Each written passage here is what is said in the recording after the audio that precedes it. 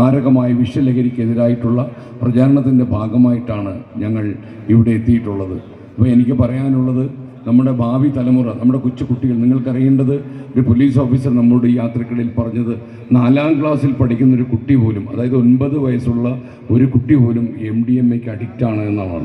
4ലും 7ലും 8ലും ഒക്കെ പഠിക്കുന്ന പെൺകുട്ടികൾ ഇതിൻ്റെ കാരിയറായിട്ട് മാറുന്നു, വാഹകരായിട്ട് മാറുന്നു. വളരെ അപകടകരമായ ഒരു സ്ഥിതിവിശേഷമാണിത്. ഒരുപക്ഷെ നമ്മൾ നേരിട്ട കോവിഡ് പോലെ ഈ കേരളം നേരിടുന്ന ഏറ്റവും വലിയ ഒരു പ്രതിസന്ധി ഘട്ടമാണ്.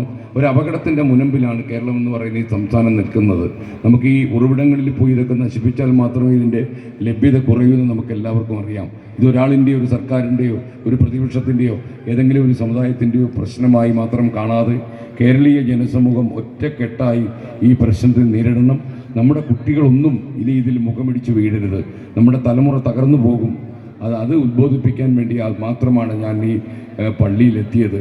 എന്തായാലും ഇവിടെ വരാൻ പറ്റിയത് വലിയ ഭാഗ്യമാണ്. ഈ 20-ാം തീയതി, അതായത് ഈ മാസം 20-ാം തീയതി ഞായറാഴ്ച വൈകുന്നേരം 4 മണിക്ക് കോഴിക്കോട് കടപ്പുറത്ത് ഈ ഞങ്ങളുടെ യാത്രയുടെ ഔപചാരികമായ അവസാനമുണ്ടാകും. ഇതൊരു മഹാസമ്മേളനമാണ്. 1 ലക്ഷത്തിലധികം ആളുകൾ പങ്കെടുക്കുന്ന ഒരു മഹാസമ്മേളനമായിരിക്കും. ആ സമ്മേളനത്തിൽ നമ്മൾ ഒന്നിച്ച് വിളിച്ചു പറയും, അവസാനത്തെ MDMA-കാരനും ഈ നാട് വിട്ടുപോകണം. കേരളമെന്ന് പറയുന്ന പ്രകൃതിദത്തമായ പ്രകൃതിസുന്ദരമായ ഈ നാട് രാസലഹരിക്ക് തീരെഴുതാൻ നമ്മൾ തയ്യാറല്ല എന്നത് അറബിക്കടലിൻ്റെ ആവേശത്തിൽ, ഇരമ്പിയാർക്കുന്ന തിരമാലകളുടെ ആവേശത്തിൽ നമ്മൾ വിളിച്ചു പറയും. അതിൽ നിങ്ങളെല്ലാം അണിചേരണം. നിങ്ങളിൽ പരമാവധി ആളുകൾ കോഴിക്കോട് എത്തുകയും ഈ വളരെ വിദൂരത്തിലിരുന്ന് ഈ മയക്കുമരുന്ന് വ്യാപനം നിയന്ത്രിക്കുന്ന അവൻ്റെയൊക്കെ കൊത്തളങ്ങളിൽ വരെ നമ്മുടെ ശബ്ദം ഉയർന്നു കേൾക്കണം. അതായത് വേണ്ടി വന്നാൽ ഇന്നല്ലെങ്കിൽ നാളെ കേരള ജനത മുഴുവൻ നിങ്ങളുടെയൊക്കെ ഉറവിടങ്ങൾ തേടി വരും.